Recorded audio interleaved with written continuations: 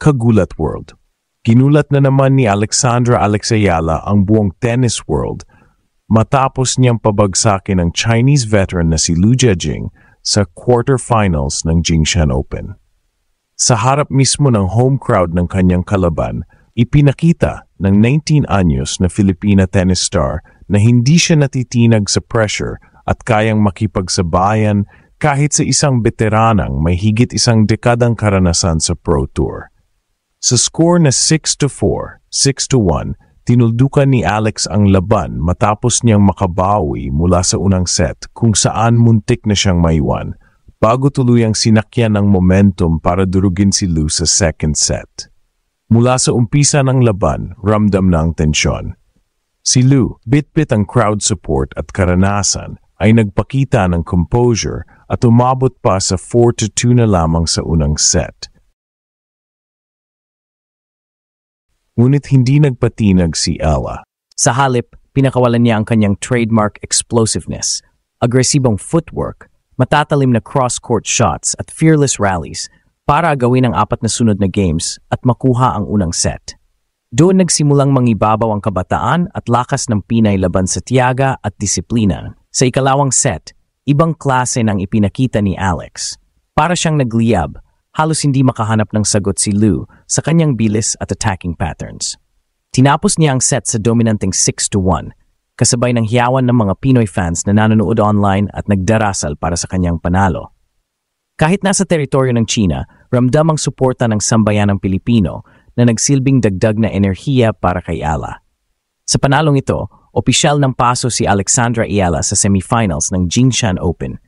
At ang mas matindi, nakahanda siyang harapin ang susunod na hamon kontra kay Lulu Sun, isang mas batang kalaban pero kasalukuyang mataas ang rango at may matatag na kampanya sa tour. Ang laban na ito ay higit pa sa semifinals. Isa itong pahayag na ang isang Pinay ay kayang sumabog sa pinakamalaking entablado ng tennis at hindi lang basta makisabay, kundi gulatin ang buong mundo. Ginulat na naman ng Filipina tennis sensation na si Alexandra Ayala ang buong China matapos niyang pabagsakin ang veteranang si Liu Jiajing sa quarterfinals ng Jingshan Open. Sa harap mismo ng home crowd ng kanyang kalaban, ipinakita ng 20-year-old Pinay na hindi hadlang ang edad at mas maikling karanasan para dominahin ang isang veteranang gaya ni Liu na halos 2 dekada nang nasa professional circuit. Ang score na 6-4, 6-1 ay malinaw na refleksyon kung paano binaliktad ni Alex ang laro mula sa pagiging underdog tungo sa pagiging dominante. At ngayon ay paso na siya sa semifinals ng prestihiyosong torneo. Mula sa simula ng laban, ramdam ang kaba ng mga Pinoy fans. Si Liu, na 35 anyos at may malawak na exposure sa WTA at ITF tournaments, ay nagpakita ng tibay at maagang lumamang sa unang set. Umabot pa sa 4-2 ang advantage ng Chinese veteran at tila hawak na niya ang momentum lalo pat kinaganahan siya sa hiyawan ng home crowd. Ngunit dito na lumabas ang tunay na karakter ni Ella. Sa halip na matakot, pinakawalan niya ang kanyang agresibong laro, matatalim na forehands, mabilis na galaw sa baseline at fearless approach sa rallies. 4 na sunod na games ang kinuha ng Filipina dahilan para maagaw ang unang set sa 6-4 at basagin ang kumpiyansa ni Liu. Pagpasok ng second set, ibang klaseng intensity ang ipinakita ni Alex. Para siyang kidlat na walang makapigil. Nagpuwersa siya ng errors mula sa kanyang kalaban, pinutol ang bawat mahabang rally gamit ang kanyang explosiveness at ipinakita kung bakit siya itinuturing na mukha ng bagong henerasyon ng Philippine tennis. Sa loob lamang ng ilang minuto, lumobo na agad ang lamang ni Alex at hindi na nakabawi si Liu. Tinapos ng Pinay ang laban sa dominanteng 6-1, second set, dahilan para muling umalingaw-ngaw ang sigawan at saya ng mga fans mula sa Pilipinas hanggang sa mga Pinoy communities abroad na sabay-sabay nanood ng laban. Hindi ito basta panalo lamang. Ito ay simbolo ng laban ng kabataan kontra sa karanasan, ng tapang kontra sa tiyaga at ng bagong henerasyon kontra sa lumang guwardya. Sa murang edad, ipinakita ni Alex na kaya niyang makipagsabayan sa mga veterana at hindi siya basta-basta natitinag sa presensya ng mas malalaking pangalan sa tennis world. Higit pa rito, muling binigyang inspirasyon niya ang buong bansa na matagal nang naghihintay ng isang Pinoy na tunay na makapagsabog sa global stage ng tennis. Sa kanyang pagsungkit ng semifinals ticket,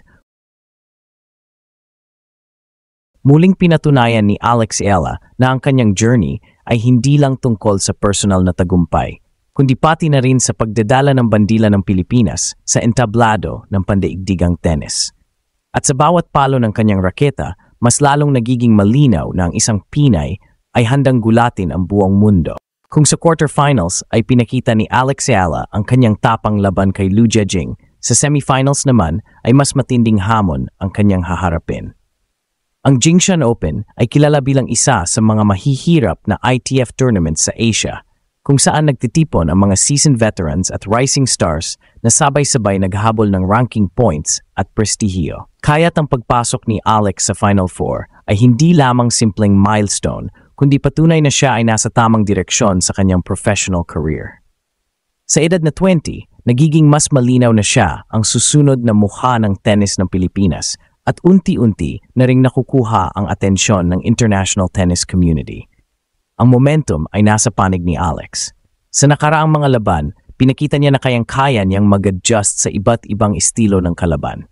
Kontra kay Alyona Falei ng Belarus, ginamit niya ang kanyang consistency at power game para tapusin ang laban sa 2 sets.